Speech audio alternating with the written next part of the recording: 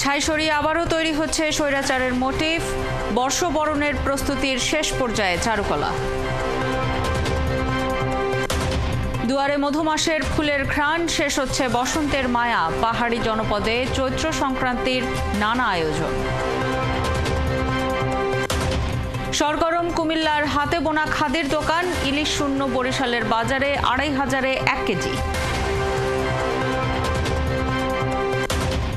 দখলে রাফাহ, পূর্ণ নিয়ন্ত্রণে মোরগ করিডোর। কোনো ফিলিস্তিনিকেই আর অবস্থান করতে দেবে না ইসরায়েল। জৌলুস বাড়ছে বিপিএল ফুটবলের। ৩০ জুনে জাতীয় স্টেডিয়ামে প্রবাসী ফুটবলারদের মেগা ট্রায়াল।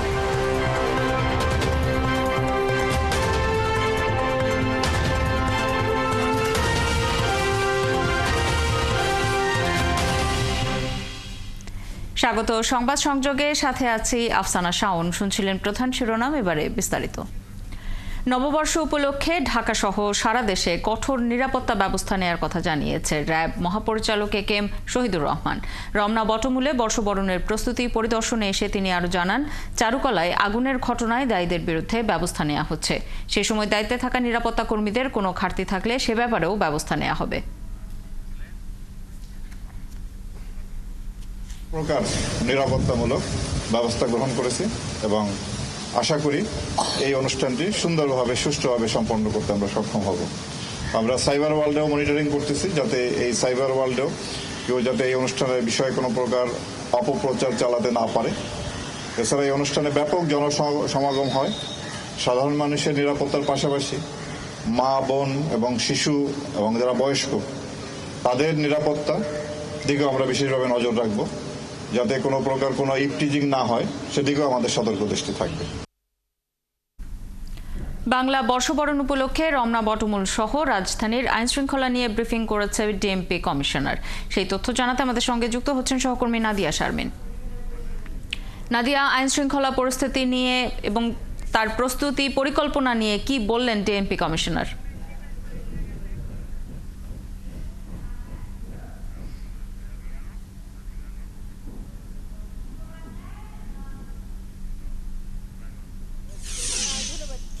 আসলে শাওন, ডিএমপি কমিশনার এইমাত্র এসেছেন। এর আগে র্যাবের ডিজি এসেছিলেন।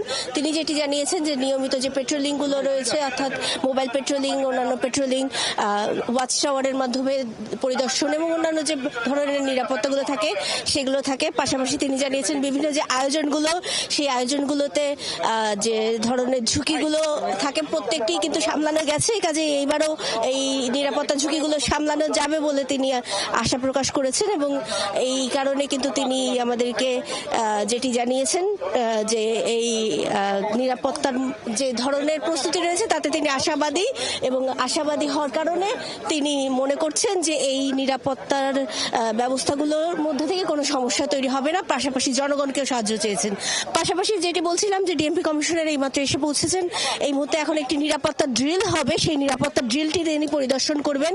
আমরা নিরাপত্তার কারণে একটু পিছিয়ে যাচ্ছি এবং পিছিয়ে গিয়ে চেষ্টা করছি এই নিরাপত্তার ড্রিলটি আপনাদের দেখিয়ে দেওয়ার। তার পাশাপাশি কিন্তু কিছুক্ষণের মধ্যেই ডিএমপি কমিশনার ব্রিফ করবেন আমাদেরকে এবং এর মাধ্যমে জানা যাবে যে আসলে তারা নিরাপত্তার জন্য কি কি ধরনের প্রস্তুতি নিয়েছেন এবং এই নিরাপত্তা প্রস্তুতির মধ্য দিয়ে আসলে জনগণ কতটা নিশ্চিন্ত বোধ করতে পারে এবং জনগণ কতটা মনে করতে পারে যে এই যে ধরনের ঝুঁকিগুলো এবার বোধ করা হচ্ছে সেই ধরনের ঝুঁকিগুলো এবার থাকবে না। তো সেই ক্ষেত্রে কিন্তু আমরা প্রস্তুতি লক্ষ্য করছি। এখানে মূলত যে বোম ডিসপোজাল টিমটি এবং পাশাপাশি র্যাবের ডগ স্কোয়াডের যে টিমটি রয়েছে সেই টিমটি রয়েছে এবং এই মুহূর্তে এখনই শুরু হবে আসলে এই নিরাপত্তার যে ড্রিলটি, মূল ড্রিল, যেটি মাধ্যমে আসলে নববর্ষের দিন এখানকার যে নিরাপত্তা আছে সেটি নিশ্চিত করা হবে। পাশাপাশি বলে রাখি, আপনারা দেখতে পাচ্ছেন নিশ্চয়ই এখানে যে নিরাপত্তা ঝুঁকি জায়গাটি, সেটি দেখা যাচ্ছে যে কিভাবে নিরাপত্তা ঝুঁকি তৈরি হতে পারে এবং এর প্রেক্ষিতে পুলিশ কি করবে সেই বিষয়টিও কিছুক্ষণের মধ্যে আমরা দেখতে পাবো। এই পুরো নিরাপত্তার বিষয়টি কিন্তু পরিদর্শন করছে। এখানে যারা রয়েছেন তারা ডিএমপি কমিশনার সহ পুলিশের কর্মকর্তারা এই নিরাপত্তার বিষয়টি পরিদর্শন করছেন এবং আপনি দেখতে পাচ্ছেন যে আমাদের পুলিশ বাহিনী কিভাবে করে আসলে এই নিরাপত্তার জিনিসগুলো নিশ্চিত করবেন। ডাউন ডাউন পড়ে গেছে ওটা।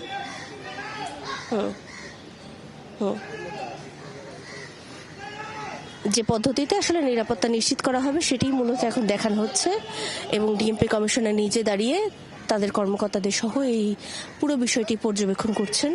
কোনো রকম এর মধ্যে ফাঁক রয়েছে কিনা, প্রস্তুতির অভাব রয়েছে কিনা, সব বিষয়গুলো আসলে তারা নজরদারি করছেন এবং বোমা বা অন্যান্য কোনো সরঞ্জাম যদি এনে থাকে তাহলে কিভাবে এই নিরাপত্তা নিশ্চিত করা হবে, কোনো ধরনের আগ্নেয়াস্ত্র আনা হলে কি ধরনের নিরাপত্তা নিশ্চিত করা হবে, সেই বিষয়গুলো কিন্তু এই ড্রিলের মাধ্যমে বা এই চর্চার মধ্য দিয়ে দেখিয়ে দেওয়া হচ্ছে।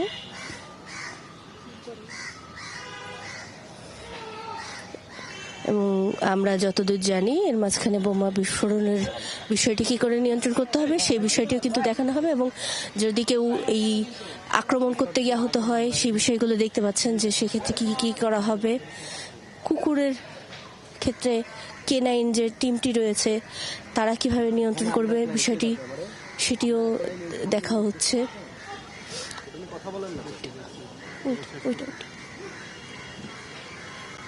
দেখতে পাচ্ছেন নিশ্চয়ই যে কিভাবে যাদেরকে ধরা হবে তাদেরকে নিরাপত্তা দিয়ে নিয়ে যাওয়া হবে সেটিও এখানে মূলত দেখানো হচ্ছে এবং সার্বিক যে নিরাপত্তা ব্যবস্থা এর মাধ্যমে নিশ্চিত করা হবে। মূলত এই সব কিছুর উদ্দেশ্য একটি, যারা এই নববর্ষ উদযাপনের জন্য আসবেন, আনন্দের সাথে উদযাপন করতে চাইবেন, তাদের সার্বিক নিরাপত্তা যেন নিশ্চিত হয় এবং তারা যাতে নিশ্চিন্ত বোধ করেন সেজন্য কি কি ধরনের প্রস্তুতি ডিএমপি রয়েছে সেই বিষয়টি আসলে দেখানো এবং এখানকার যে আগ্নেয়াস্ত্র সহ যে যে ধরনের নিরাপত্তার শৈলীগুলো রয়েছে পুলিশের সেগুলো একটু দেখিয়ে দেয়া, সেই সব কিছু মিলিয়ে কিন্তু এই এখন মূলত বোমার যে নিষ্ক্রিয়করণ সেই বোমা নিষ্ক্রিয়করণের কাজটি আমরা দেখতে পাচ্ছি স্বয়ংক্রিয় পদ্ধতির মাধ্যমে এবং এটি রিমোট কন্ট্রোলের মাধ্যমে নিয়ন্ত্রণ করা হচ্ছে। রিমোট কন্ট্রোলের মাধ্যমে কি পদ্ধতিতে এই বোমা নিষ্ক্রিয়করণ করে এটিকে আসলে মানুষের স্পর্শ ছাড়া বা মানুষের যথাসম্ভব নিরাপত্তার মধ্য দিয়ে এটিকে নিষ্ক্রিয় করে সাধারণ যারা জনগণ আছে তাদেরকে নিরাপদ করা যায় সেই বিষয়টি মূলত এই মুহূর্তে দেখানো হচ্ছে। আপনারা দেখেছিলেন কিছুক্ষণ আগে যারা ডেমো দেওয়ার জন্য যারা আক্রমণকারী হিসেবে এসেছিলেন তারা কিন্তু এখানে দেখিয়েছেন যে কিভাবে করে তারা আক্রমণ সাধারণ যে কোনো জায়গা থেকে আক্রমণ হতে পারে এবং তার পরবর্তীতে যে তারা যেই বোমা জাতীয় বস্তু ফেলে রেখেছেন সেটিকে আসলে স্বয়ংক্রিয়ভাবে কিভাবে নিষ্ক্রিয় করা হচ্ছে সেটি এই মুহূর্তে আপনারা দেখতে পাচ্ছেন।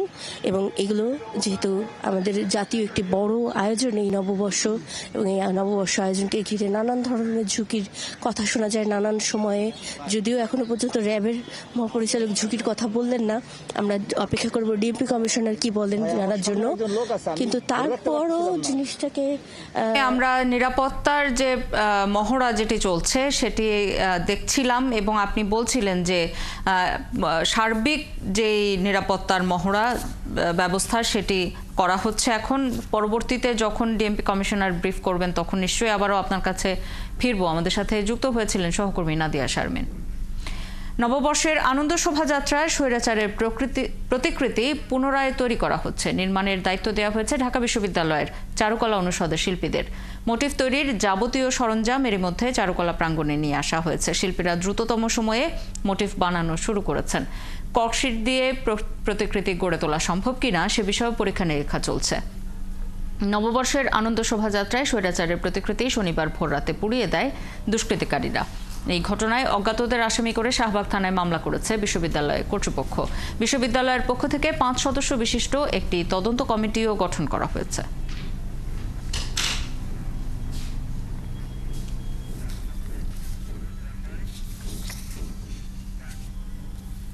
নববর্ষ বরণে প্রস্তুত জাহাঙ্গীরনগর বিশ্ববিদ্যালয়। অতীতের দুঃখ বেদনা, জরা, ক্লান্তি মুছে দেওয়ার প্রত্যয়ে এবারও চারুকলা বিভাগে নাটক ও নাট্যতত্ত্ব বিভাগের উদ্যোগে আয়োজন করা হচ্ছে উৎসবের। এছাড়া জুলাই গণ অভ্যুত্থান ও গাজায় ইসরায়েলের গণহত্যার প্রতিবাদে একতার বহিঃপ্রকাশ হিসেবে এবারই প্রথমবারের মতো বানানো হচ্ছে হাতের মুষ্টি। রায়ান বিন আমিনের তথ্য ছবিতে প্রতিবেদন।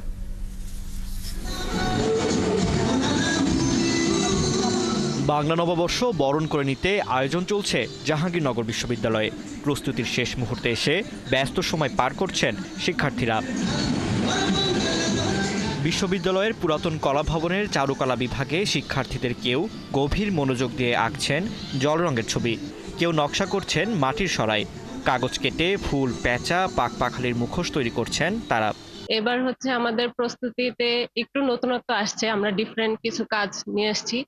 মোটিভ গুলোও আমাদের এবার একটু নতুন, আমাদের ট্রেডিশনাল যে বিষয়গুলো আছে সেগুলো নিয়ে আমাদের মোটিভ গুলো করা হচ্ছে। আর এবার যেটা অ্যাড হচ্ছে সেটা হচ্ছে ব্যাঙের বিয়ে। এই সংস্কৃতিকে লালন করতে গিয়েই আমাদের চারুকলার ছাত্রছাত্রীদের এই প্রচেষ্টা। ঐকতান ফ্যাসিবাদের অবসান, এই স্লোগানকে সামনে রেখে আমরা এবারের বর্ষবরণ আনন্দ শোভাযাত্রার মোটিভগুলো সাজানো হয়েছে। তৈরি হচ্ছে আনন্দ শোভাযাত্রার জন্য কাঠ ও বাঁশ দিয়ে বিভিন্ন প্রাণীর কাঠামো। বিশাল আকারে তৈরি করা হয়েছে এবারের শোভাযাত্রার মোটিভ পায়রা ও টেপা পুতুল। এছাড়া এবার থাকছে জুলাই গণ অভ্যুত্থানের একতা ও গাজা ইসরায়েলের গণহত্যার প্রতিবাদে বাঁশ কাঠের তৈরি হাতের মুষ্টি। দুইটা পাখি দুই পাশে পদ্ম ফুলের পাপড়ির উপর বসে আছে। এইটা দিয়ে বোঝানো হয়েছে যে সবাই মিলে, অর্থাৎ একদম ইনক্লুসিভনেসটাকে এখানে করা হয়েছে, বিশেষ করে যাতে ধর্ম, বর্ণ, জাত পাত এবং উপজাতি যা আছে সব মিলে যাতে আমরা শান্তিপূর্ণভাবে বৈশাখ উদযাপন করতে পারি, ওইটা দিয়ে আমরা আসলে এটা মেন করেছি। বিশ্ববিদ্যালয়ের প্রক্টর জানান, নিরাপত্তার জন্য 7টি গেটে থাকবে বাড়তি পুলিশ। দিনব্যাপী অনুষ্ঠানমালা আছে। একই সাথে বিশ্ববিদ্যালয়ের তরফ থেকে কেন্দ্রীয়ভাবে বিশ্ববিদ্যালয়ের মুক্ত মঞ্চে ওই দিন মাগরিবের পরে কালচারাল প্রোগ্রাম আছে। তিনি আরও জানান, বিশ্ববিদ্যালয়ের কেন্দ্রীয়ভাবে আয়োজনের পাশাপাশি বিভিন্ন বিভাগের পক্ষ থেকেও আলাদাভাবে বিভিন্ন অনুষ্ঠানের আয়োজন থাকবে। ফারদিন নীরব, ৭১। ১৪৩১ বাংলা বছরের চৈত্র মাসের শেষ দিন, যা চৈত্র সংক্রান্তি নামে পরিচিত। বছরের শেষ দিন হিসেবে পুরাতনকে বিদায় এবং নতুন বর্ষকে বরণ করে নিতে প্রতি বছর চৈত্র সংক্রান্তিকে ঘিরে থাকে বিভিন্ন অনুষ্ঠান উৎসবের আয়োজন। আবহমান বাংলার চিরায়ত বিভিন্ন ঐতিহ্যকে ধারণ করে আসছে এই চৈত্র সংক্রান্তি। এই চৈত্র সংক্রান্তির মাধ্যমে পুরনো বছরের সব জরাজীর্ণতাকে বিদায় জানিয়ে আলোর পথে এগিয়ে যাওয়ার অঙ্গীকার থাকবে গোটা জাতির। এছাড়াও চৈত্র সংক্রান্তি উপলক্ষে দেশের বিভিন্ন গ্রামগঞ্জে বসবে নানা ধরনের মেলা। হালখাতার জন্য ব্যবসা প্রতিষ্ঠান সাজানো, লাঠি খেলা, গান, সংযাত্রা, রায়বেশী নৃত্য, শোভাযাত্রা সহ নানা অনুষ্ঠানের মধ্য দিয়ে উদযাপিত হবে চৈত্র সংক্রান্তি। বাংলা বর্ষপঞ্জি থেকে হারিয়ে যাবে আরও একটি বছর। আগামীকাল বাঙালির সবচেয়ে বড় উৎসব পয়লা বৈশাখ পালিত হবে। পুরনো বছরের সকল গ্লানি ভুলে বরণ করা হবে বাংলা নতুন বর্ষ ১৪৩২-কে।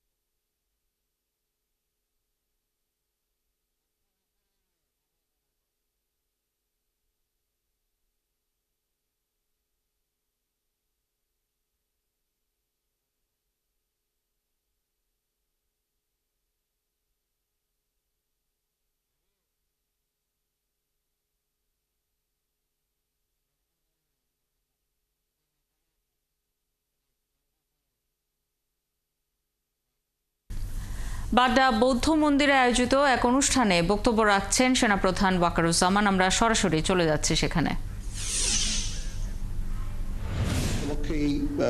একটা অনুষ্ঠান নয়, এখানে আমরা একটা সম্প্রীতির একটা সমাবেশ করেছি। সেখানে সকল ধর্ম বর্ণ গোত্রের লোকজন আছে। আমরা এভাবেই আমরা আমাদের দেশটাকে দেখতে চাই। এই গৌতম বুদ্ধের যে নীতি, অহিংসবাদ, সম্প্রীতি, মানুষের প্রতি ভালোবাসা, হিংসা বিদ্বেষবিহীন দেশ, এটাই আমরা গড়ে তুলতে চাই এবং আমরা চাই সবাই একসাথে এখানে সুন্দরভাবে বসবাস করব। সেই উদ্দেশ্যেই আমরা সবসময় কাজ করে যাচ্ছি। এর আগে কঠিন চিবরদান একটা অনুষ্ঠান হয়েছিল, আমাদেরকে আমন্ত্রণ করা হয়েছিল, আমরা এসেছিলাম। তখনও জিওসি 9 পজিটিভ ডিভিশন তার লোকজন দিয়ে আমরা সবসময় শান্তি শৃঙ্খলা বজায় রেখেছি। এখন এই সম্প্রীতি ভবনের জন্য আনুমানিক 7.5 কোটি টাকার মতো ব্যয় হবে, সেটা আমরা ইনশাল্লাহ করে দিচ্ছি। এবং এখানে 24 পদাতিক ডিভিশন 24 কনস্ট্রাকশন ব্রিগেড কমান্ডার এইখানে ভূমিকা রেখেছেন। তারা ডিজাইন এবং আর্কিটেকচার ডিজাইন এবং যে স্ট্রাকচারাল ডিজাইন অনুযায়ী এই কনস্ট্রাকশনটা করে দেবে। আমি তাদেরকে বলেছি যে 1 থেকে 1.5 বছরের মধ্যে এই কনস্ট্রাকশনটা যেন শেষ হয়ে যায়। ইনশাল্লাহ আমরা সবাই আপনাদের সাথে আছি। এদেশ সবার, হিন্দু, বৌদ্ধ, খ্রিস্টান, মুসলমান সবার দেশ। এই সম্প্রীতি বজায় রেখে আমরা বাস করতে চাই। আমি আমার জীবনের একটা বড় সময়, জীবনের শুরুতে যৌবনের একটা বড় সময় আমি চিটাগং হিল ট্র্যাক্সে আমি কাজ করেছি। সেখানে আমরা ওতপ্রোতভাবে বৌদ্ধ সম্প্রদায়ের সাথে জড়িত ছিলাম। সেখানে অনেক কঠিন চিবরদান অনুষ্ঠান হয়েছে, সেখানে গিয়েছি এবং তাদের সাথে ওতপ্রোতভাবে আমরা কাজ করেছি। আমরা চাই চিটাগং হিল ট্র্যাক্সে পার্বত্য চট্টগ্রাম যেন শান্তি বিরাজ করে। তার জন্য যা কিছু করতে হয় আমরা করতে রাজি আছি। সমগ্র দেশে এই সাম্প্রদায়িক সম্প্রীতি রক্ষার জন্য যা কিছু করতে হয় সেটা আমরা করতে সবসময় সদা প্রস্তুত থাকব। আমি মাননীয় প্রধান উপদেষ্টাকে আবার ধন্যবাদ জানাচ্ছি। ওনার অনেক কর্মব্যস্ততার মাঝেও উনি রাজি হয়েছেন এখানে এসে এবং উনি আমাকে অনুপ্রাণিত করেছেন এই কাজের জন্য। জ্ঞাপন করছি এবং আমরা ইনশাআল্লাহ নিয়ে যেতে চাই। গৌতম বুদ্ধের বাণী এখন এই বর্তমান সময়ে অত্যন্ত গুরুত্বপূর্ণ। আমরা শান্তির দেশ চাই, শৃঙ্খলার দেশ চাই। আমরা গৌতম বুদ্ধের বাণীর এখন এই বর্তমান সময়ে অত্যন্ত গুরুত্বপূর্ণ। আমরা শান্তির দেশ চাই, শৃঙ্খলার দেশ চাই। আমরা এখানে হানাহানি বিদ্বেষ চাই না। সবার সমস্ত বিভিন্ন মত থাকতে পারে, কিন্তু অবশেষে আমরা সবাই সবাইকে যেন শ্রদ্ধা করি, একে অপরের বক্তব্যকে যেন শ্রদ্ধা করি, মতামতকে শ্রদ্ধা করি। আমাদের নিজস্ব মতামত থাকবে, সে অনুযায়ী আমরা অবশ্যই কাজ করব, কিন্তু আমরা একে অপরের প্রতি যেন শ্রদ্ধাবোধটা থাকে সেদিকে আমাদের লক্ষ্য রাখা অত্যন্ত জরুরি। সবাই ভালো থাকবেন। আবার আমি কৃতজ্ঞতা জানাচ্ছি সংশ্লিষ্ট সকলকে আমাকে এখানে আমন্ত্রণ করার জন্য। পৃথিবীর সকল প্রাণী সুখী হোক।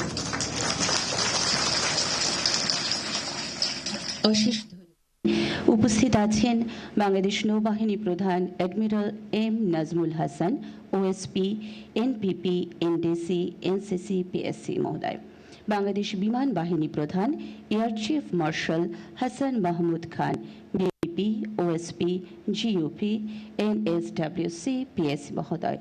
সেই সাথে আরও উপস্থিত আছেন সম্মানিত রাষ্ট্রদূত এবং কূটনৈতিকবৃন্দ। আপনাদের সকলকে আমাদের পক্ষ থেকে সাদর সম্ভাষণ এবং আন্তরিক কৃতজ্ঞতা।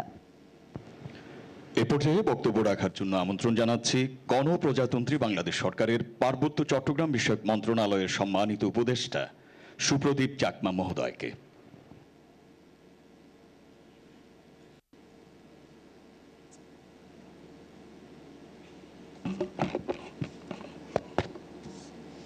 নমো বুদ্ধায়। ভেনারেবল ভিক্ষু সংঘ, উপস্থিত মাননীয় প্রধান উপদেষ্টা, মাননীয় ধর্ম বিষয়ক উপদেষ্টা, তিন বাহিনীর প্রধানগণ, আমার প্রিয় বন্ধু আফতাব ধর্ম সচিব, সামনে উপবিষ্ট বুদ্ধ ধর্মাবলম্বীরা এবং আমাদের বৃহত্তর জাতিগোষ্ঠীর জাতিগোষ্ঠীবৃন্দ, আপনাদেরকে সবাইকে বুদ্ধের মৈত্রীময় শুভেচ্ছা জানিয়ে কিছু কথা বলতে চাই। এটা একটা বিশ্বাস আমরা সৃষ্টি করতেছি। আমরা সৃষ্টি করতেছি আজকে একটা জীবন চর্চা, যাকে আমরা বলি সম্প্রীতি। এই সম্প্রীতি আমাদের বজায় রাখতে হবে। এই সম্প্রীতিকে আমরা দেখতে চাই মানুষের মনের ভিতরে আমরা লালন করি, পরিচর্চা করি। এটাই আমাদের বুদ্ধের মূলমন্ত্র। এবং আজকে যে কাজটা করতেছেন আমাদের সেনাবাহিনী, স্পেশালি আমাদের সেনাবাহিনী প্রধান যে উদ্যোগ নিয়েছেন, আমি বুদ্ধিস্টদের পক্ষ থেকে I want to thanks him that he has taken this kind of initiative. Badda বৌদ্ধ মন্দিরে আয়োজিত এক অনুষ্ঠানে বক্তব্য রাখছিলেন সেনাপ্রধান ওয়াকারুজ্জামান। আমরা এতক্ষণ সরাসরি তার বক্তব্য শুনছিলাম। এরপর পার্বত্য চট্টগ্রাম বিষয়ক উপদেষ্টা বক্তব্য রাখছিলেন। চৈত্র সংক্রান্তিতে পুরাতন বছর বিদায় এবং নতুন বছর বরণ করতে পাহাড়ে উদযাপিত হচ্ছে বৈশাখীর দ্বিতীয় দিন। বৈশাখীর দ্বিতীয় দিনে পাড়া মহল্লায় চলছে ঘরে ঘরে ঐতিহ্যবাহী খাবার খাওয়া এবং বেড়ানোর ধুম। পাশাপাশি চলছে অতিথি আপ্যায়ন। চৈত্র সংক্রান্তির এই দিনকে চাকমারা মূল বিজু আর ত্রিপুরারা বিসিমা দিন হিসেবে পালন করে। আলাদা নামে হলেও চাকমা, ত্রিপুরা, তঞ্চঙ্গা এবং মারমা জাতিগোষ্ঠীর মানুষ একযোগে উদযাপন করে এই উৎসব। পাহাড়ি রীতিতে প্রত্যেক ঘরে ঘরে রান্না হচ্ছে ঐতিহ্যবাহী খাবার পাচন। প্রায় অর্ধশত প্রকারের তরিতরকারি দিয়ে রান্না হয় এই পাচন। তার সঙ্গে নানা উপাদেয় খাবার দিয়ে সারাদিন চলে অতিথি আপ্যায়ন।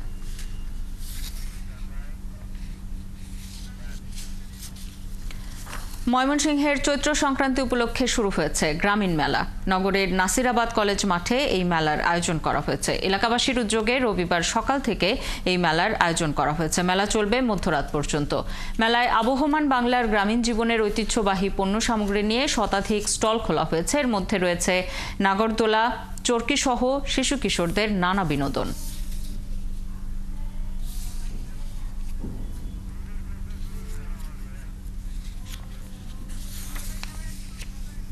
চৈত্র সংক্রান্তি উপলক্ষে ময়মনসিংহে শুরু হয়েছে মেলা। সেখানে আছেন সহকর্মী বাবুল হোসেন। বাবুল, মেলায় কি কি আয়োজন রয়েছে, কতগুলো স্টল বসেছে এবং কি কি পণ্য বিক্রি হচ্ছে সেখানে? সকাল থেকে এই মেলা শুরু হয়েছে এবং আমরা দেখছি যে নানা বয়সী মানুষ এই মেলায় এরই মধ্যে ঘুরতে এসেছেন এবং কেনাকাটা করতে এসেছেন। এবং আপনি জানেন যে চৈত্র সংক্রান্তি উপলক্ষে গত 50 বছরেরও বেশি সময় ধরে এই মাঠে এই মেলার আয়োজন করে স্থানীয় এলাকাবাসী। তো এবারও আমরা যেটি দেখেছি যে নতুন এবং তরুণ প্রজন্মের যারা শিক্ষার্থী রয়েছে তারা মূলত এই মেলার এই আয়োজক এবং তারা এটি দেখভাল করছেন এবং তারা এটি নজরদারিতে রেখেছেন যেন মেলা সুষ্ঠু এবং শান্তিপূর্ণ পরিবেশ বজায় থাকে। তো আমরা যেটি বলছিলাম যে সকাল থেকে এই নানা বয়সী মানুষ তাদের সন্তানদের অর্থাৎ শিশুদের এই মেলায় দিয়ে এসেছে এবং আমরা দেখছি যে তাদের যে এই যে গ্রামীণ জীবনের যে ঐতিহ্য, যে চরকি, নাগরদোলা এবং অন্যান্য যে রাইড রয়েছে যেটি বিনোদনের, সেটি মূলত পরিচয় করিয়ে দিতেই মূলত এখানে এসেছেন তারা, যাতে শিশু কিশোররা অর্থাৎ এই যে নতুন প্রজন্ম তারা যেন এই গ্রামীণ জীবনের যে ঐতিহ্য রয়েছে তারা যেন এটি দেখতে পারেন, পরিচিত হতে পারেন। সেই জন্যই মূলত এই শিশু কিশোরদের সন্তানদের অভিভাবকরা নিয়ে এসেছেন এবং তারা সেই বিনোদনে তাদেরকে বিনোদন দিচ্ছেন। এবং একই সঙ্গে এই মেলায় কিন্তু শতাধিক নয়, আসলে কয়েকশো স্টল এবং দিন ব্যাপী এটি চলবে মধ্যরাত পর্যন্ত, অর্থাৎ দুপুরের পর থেকে এই মেলা জমে উঠবে। এবং আমরা যেটি দেখেছি যে এই যে গ্রামীণ যে আরো অন্যান্য যেটি রয়েছে মাটির তৈরি নানা জাতের জিনিস, সেগুলাও কিন্তু এখানে নিয়ে আসা হয়েছে এবং বিভিন্ন স্টলে আমরা দেখছি যে সেটি এরই মধ্যে বেচা বিক্রি চলছে।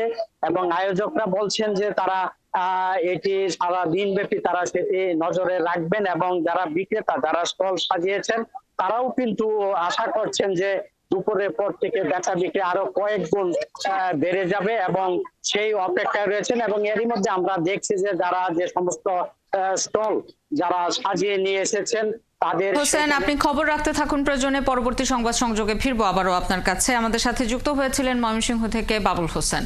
দর্শক, সংবাদ সংযোগের শুরুতেই যেটি জানাচ্ছিলাম যে বাংলা বর্ষবরণ উপলক্ষে রমনা বটমূল সহ রাজধানীর আইন শৃঙ্খলা নিয়ে এই মুহূর্তে ব্রিফিং করছেন ডিএমপি কমিশনার। আমরা সরাসরি চলে যাচ্ছি সেখানে।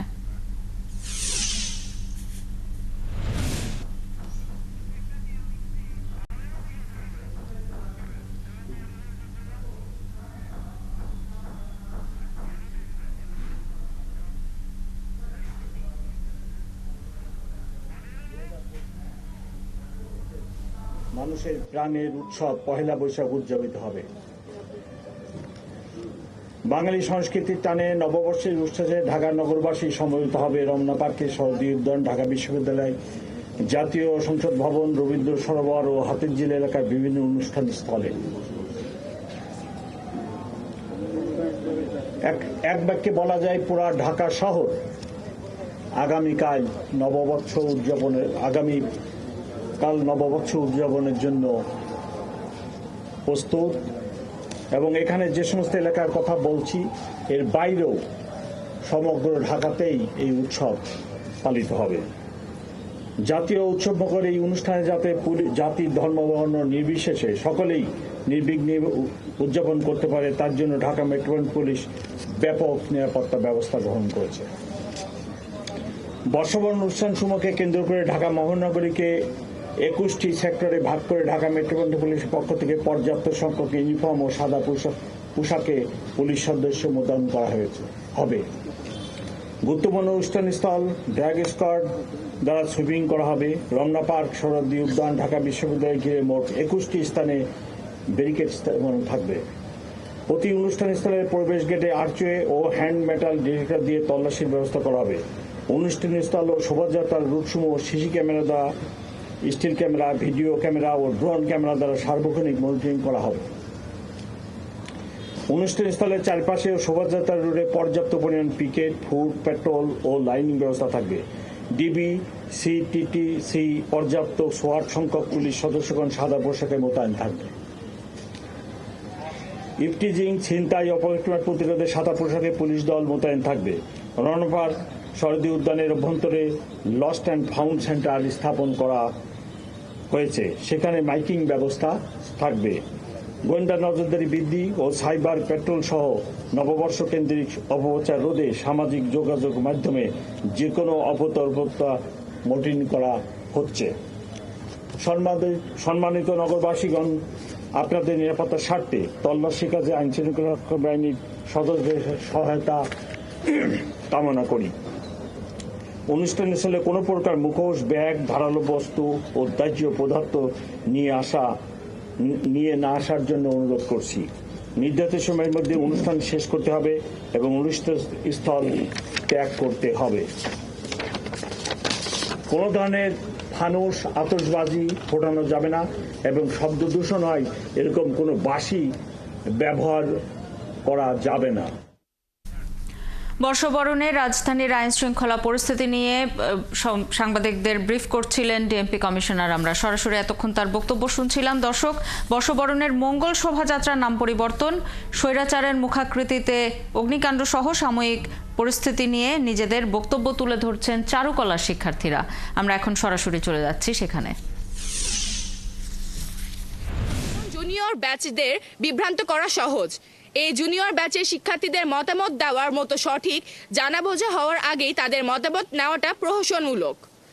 অন্যান্য সিনিয়র ব্যাচের শিক্ষার্থী এবং ধারাবাহিকতা অনুযায়ী এইবার যাদের আয়োজক ব্যাচ হওয়ার কথা, ব্যাচ 26, এর কেউ সেই মিটিংয়ে উপস্থিত ছিল না। আরেকটা প্রহসন হলো অধিকাংশ বিভাগেই এই সাধারণ সভা সম্পর্কে শিক্ষার্থীদের সঠিক সময় জানানো হয়নি। এমনকি কয়েকটি বিভাগে জানানো হয়েছে সভা শুরু হওয়ার পরে। এই প্রহসনমূলক সাধারণ সভাকে শিক্ষার্থীদের মতামত হিসেবে দেখিয়েই চারুকলার 70তম ব্যাচ প্রকারান্তে 26তম ব্যাচকে বৈশাখের আয়োজন করতে দেওয়া হয়নি। পরবর্তীতে 26তম ব্যাচ যখন এই প্রস্তাবে তীব্র সমালোচনা করে বিবৃতি প্রদান করে, সেই সময় 26তম ব্যাচের সাথে একটি মিটিং করে প্রশাসন ও বলা হয় 26তম ব্যাচের 18 জনকে উপকমিটিতে বিশেষ বিবেচনায় আয়োজক হিসেবে জায়গা দেওয়া হবে।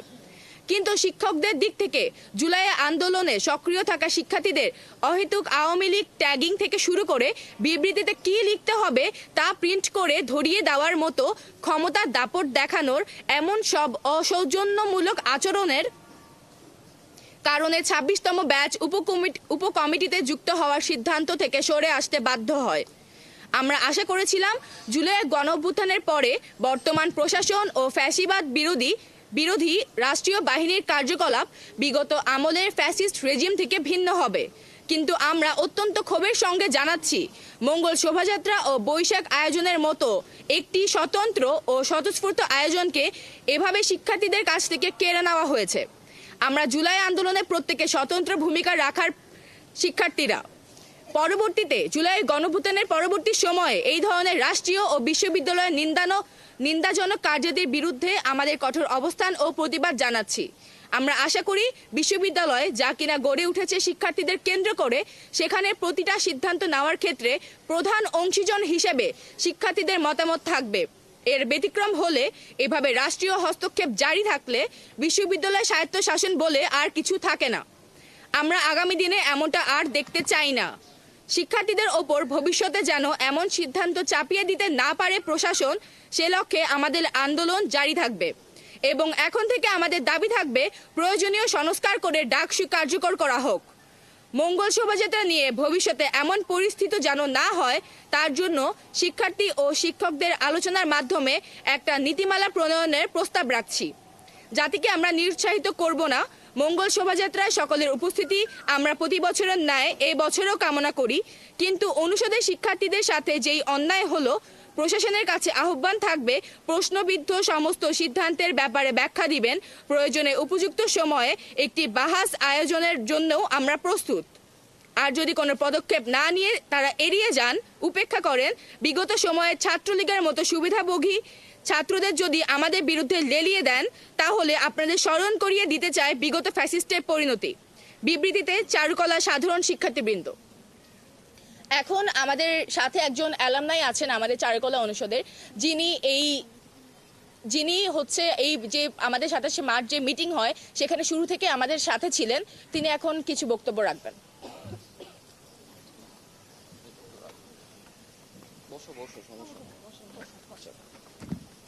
আচ্ছা, আমি আমার পরিচয় দিয়ে নেই।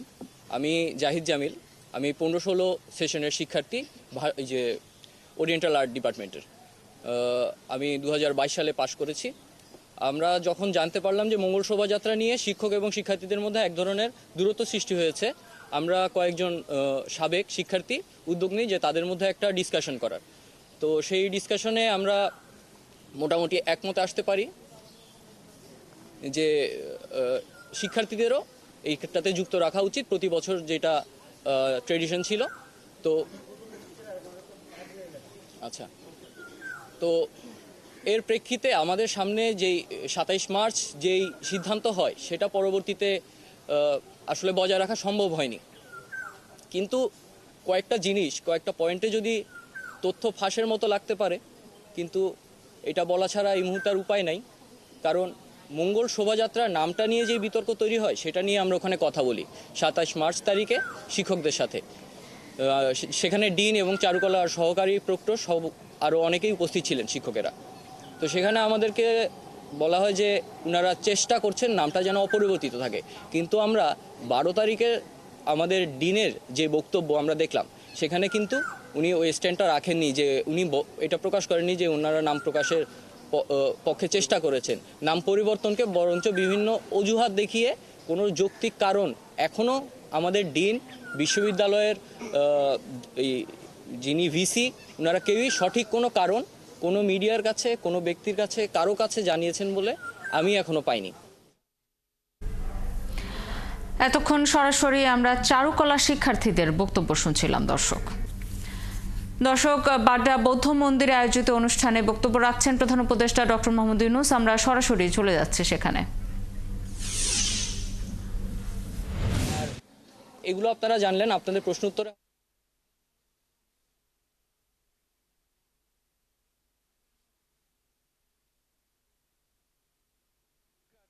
আন্তর্জাতিক বৌদ্ধ বিহার আমার বাসস্থান থেকে 10 মিনিটেরও রাস্তা না। আমার অনেক বয়স হয়েছে, কোনোদিন দেখা হয়নি। এত চমৎকার একটা বৌদ্ধ বিহার, না দেখলে জানতে পারতাম না এত সুন্দর একটা ঐতিহাসিক জায়গা এখানে আছে, যেটা দেশের সব মানুষের জায়গার একটা জায়গা হতে পারত শ্রদ্ধা নিবেদনের জন্য। আমাদের সেটা হয়ে ওঠেনি। আমি অভিনন্দন জানাই সেনাবাহিনীকে, তারা স্বতঃস্ফূর্তভাবে এই দায়িত্ব গ্রহণ করেছে এবং একটি ভবন নির্মাণ, সম্প্রীতি ভবন নির্মাণের জন্য দায়িত্ব নিয়েছে। তাদেরকে আমি সবার পক্ষ থেকে অভিনন্দন জানাচ্ছি।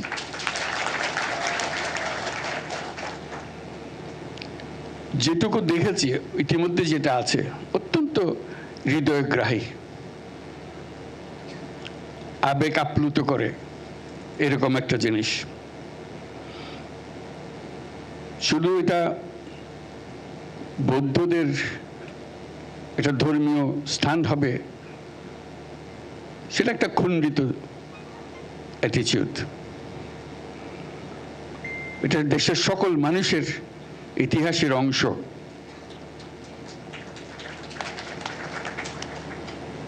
সকল ছেলে মেয়ে একবার দেখে যাবে কি আছে, কি দেখা।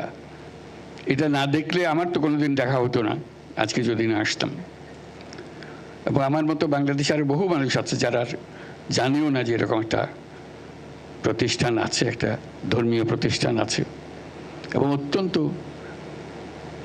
মনোমুগ্ধকর, হৃদয়ে আকর্ষণ করে। আজকে আমরা যারা এখানে উপস্থিত আছি যারা সবাই বয়স্ক মানুষ, আমার খুব অনুভব করছি যে আমরা এইসব অনুষ্ঠান আমাদের ছেলে মেয়েদেরকে সঙ্গে নিয়ে করতে পারি না কেন? তারাই তো এটাকে ধারণ করবে। আজকের অনুষ্ঠানটা মনে রাখবে যে ওই দিন এটা হয়েছিল, আমি উপস্থিত ছিলাম। আশা করি এরকম অনুষ্ঠানে আমরা ভবিষ্যতে শুধু আপনাদের নিজেদের ছেলে মেয়ে না, বাংলাদেশের অন্যান্যদের ছেলে মেয়েদেরকে নিয়ে আসা, এটা আমাদের ঐতিহ্যের একটা অংশ। সম্প্রতি চীন গিয়েছিলাম, প্রায় প্রত্যেকটা সভাতে আমি উল্লেখ করেছি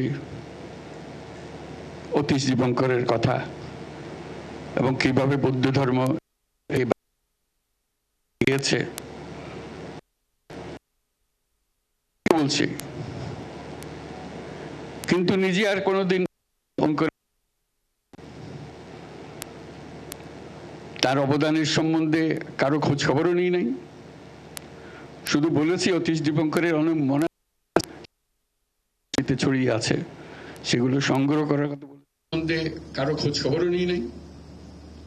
শুধু বলেছি অতীশ দীপঙ্করের অনেক মনাস্ক্রিপ্ট চীনের বিভিন্ন মনাস্ট্রিতে ছড়িয়ে আছে, সেগুলো সংগ্রহ করার কথা বলেছে।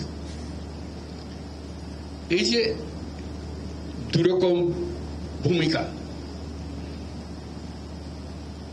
নিজের দেশের মানুষ অতীশ দীপঙ্কর কেন গিয়েছিল, চীনের অত্যন্ত শ্রদ্ধেয় মানুষ হিসেবে কেন তিনি স্থান পেলেন তাদের মনের মধ্যে। অতীশ দীপঙ্করের উল্লেখ করলে মানুষ চেনে থাকে। তো সেই ইতিহাস তো মুছে যাওয়ার ইতিহাস না, এই ইতিহাস তো সগৌরবে তুলে ধরার ইতিহাস। আমাদেরই মানুষ, আমাদেরই পাড়ার মানুষ। তখন তো এত যানবাহনও ছিল না, কিছুই ছিল না।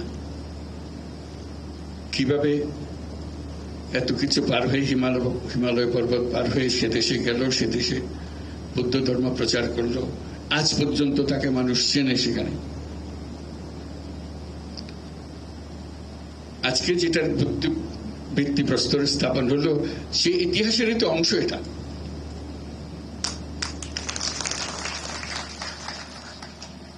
কাজে আমি সেনাবাহিনীর যারা এটা ডিজাইন করেছে, যারা এটার পেছনে মনোযোগ দিয়েছে, তাদের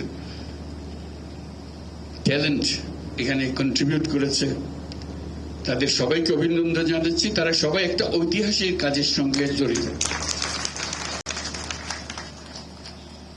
এবং এখন পর্যন্ত আমরা যা দেখছি, যখন সম্প্রীতি ভবন নির্মাণ হবে, এটার থেকে যেন বিচ্ছিন্ন হয়ে না যায়। এমন একটা ভবন করলাম যে মনে হয় না যে ইতিহাসের সঙ্গে মিল আছে। আমি দেখি নেই, আমি শুধু স্মরণ করিয়ে দিচ্ছি, এটা মহান কৃতিত্ব এবং মহান সম্মানের ব্যাপার যে আমরা যেটা করতে পারছি। কাজেই সে ঐতিহাসিক দায়িত্ব স্মরণ করে তারা করবেন। আমাদের সবার শুভেচ্ছা তাদের পেছনে রইল, যাতে করে যুগ যুগ ধরে যখনই এই সম্প্রতি ভবনে আসবে, যারা এটা তৈরি করেছিল তাদের প্রশংসা করে যে কি চমৎকার ভাবে সে কনসেপচুয়ালাইজ করেছে পুরো জিনিসটা। আজকে আরেকটা জিনিস হলো, এটা তো অভিভূত হলাম এবং নিজের দায়িত্বের কথা মনে করলাম। আরেকটা করলাম যে যেদিকে তাকাই সব চাটগার লোক, ঢোকা অব্দি দেখছি চাটগার লোক। তো বুঝতে পারছি চাটগার বুদ্ধ ধর্মের এখনো ঠিকানা চট্টগ্রাম। তোমরা ভালো আছেন এখন? আর বারবার বলতে তো কেন সার গিয়ে হতা হয়ে নইলে তারা মন করতো না। তো খুব খুশি হলাম মনোরাল্লা দেখো ভবিষ্যতে যে নিয়ে এন সুন্দর জিনিস হয়, ওনারা যে কোনো সময় ফোয়াশা লইয়া রাইত পারিবেন, দেখতে পারিবেন, বন্ধু বান্ধবরা লইয়া আইতে পারিবেন, তিনি লেখান জায়গা এখন ব্যাগুনা বলে ব্যাগুনের লইয়া আরো ব্যাগুনের সময় ফোয়াশা লইয়া এইলে জায়গা করবেন। আর মিলন মেলার কথা কই, মিলন মেলা তো এনে হতা দিলই তো না, এন জিনিস গ্রহণ করতে টানিয়ানন করবে ব্যাগুনারে ফোয়াশা লইয়া যেন টানিয়াই। তো খুব খুশি হলাম আজকে ব্যাগুনের দেখা হয়ে গেল। আর একখান লিখিত বক্তব্য আছে কেন অনুরারে করে দিই।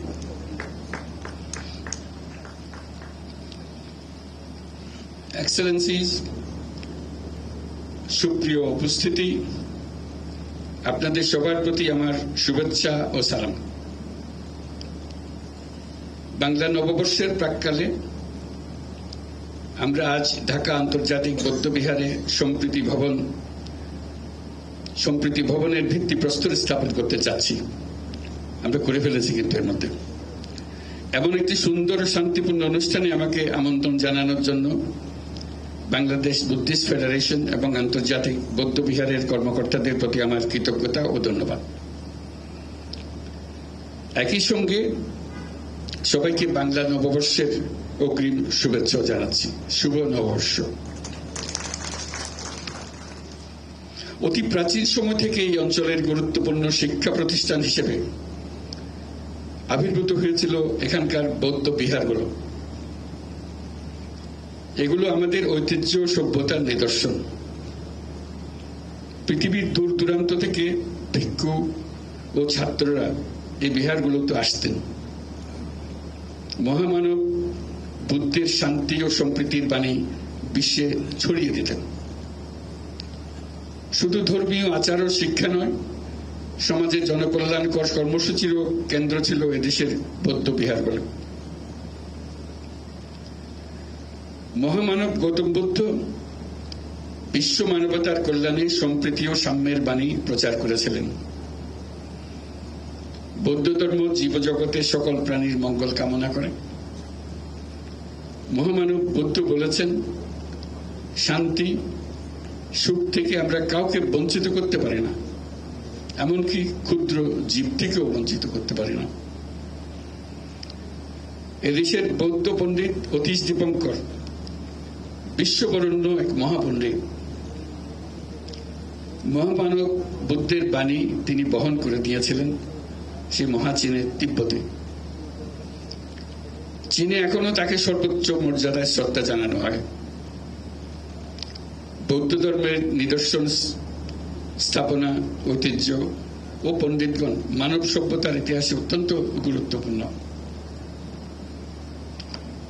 সুপ্রিয় উপস্থিতি, আমি বরাবরই বলে এসেছি, নানা মত, ধর্ম, রীতিনীতির মধ্যেও আমরা সবাই এক পরিবারের সদস্য। এদেশের হিন্দু, মুসলমান, বৌদ্ধ, খ্রিস্টান, পাহাড় ও সমতলের বিভিন্ন সম্প্রদায় ও জনগোষ্ঠী সব মিলিয়ে এদেশের মানুষের বিচিত্র ভাষা, সংস্কৃতি, ঐতিহ্য। আগামীকাল পহেলা বৈশাখ আমাদের এই সম্প্রীতির অন্যতম প্রতীক। প্রত্যেকে নিজ নিজ উপায়ে নিজেদের রীতি অনুযায়ী আগামীকালকে উদযাপন করব। আমরা সবাই সার্বজনীন এই উৎসবে অংশ নেব। আজকে আমি যেখানে আছি, এই আন্তর্জাতিক বৌদ্ধবিহার বাংলাদেশের সাম্প্রদায়িক সম্প্রীতির অন্যতম নিদর্শন হোক। প্রতিষ্ঠার পর থেকে এটি বৌদ্ধ ধর্মাবলম্বী সহ বাংলাদেশের জাতীয় স্বার্থ সংশ্লিষ্ট বিষয়ে গুরুত্বপূর্ণ ভূমিকা পালন করে আসছে। গৌতম বুদ্ধের অহিংসা ও সাম্যের বাণীর প্রতি শ্রদ্ধা রেখে বাংলাদেশের বৌদ্ধ সম্প্রদায়ের ধর্মীয়, সামাজিক ও সাংস্কৃতিক ঐতিহ্য সংরক্ষণ এবং কারিগরি শিক্ষা সহ বিভিন্ন জনকল্যাণকর কর্মসূচি পালন করে আসছে এই বৌদ্ধবিহার। আন্তর্জাতিক বৌদ্ধবিহারের সম্প্রীতি ভবন বাংলাদেশের সম্প্রীতি ও মানবতার ঐতিহ্যকে ধারণ করে জাতীয় ও আন্তর্জাতিকভাবে গৌরবময় ভূমিকা রাখবে, এই আমার প্রত্যাশা। আমাদের সম্প্রীতি ও মানবিক মূল্যবোধের জয় হোক, বিশ্বে শান্তি বিরাজ করুক, এই কামনা করে আমার বক্তব্য শেষ করছি। সবাইকে আবারও সালাম ও নববর্ষের অগ্রিম শুভেচ্ছা জানাচ্ছি। শুভ নববর্ষ। মহান আল্লাহ আমাদের সহায় হন।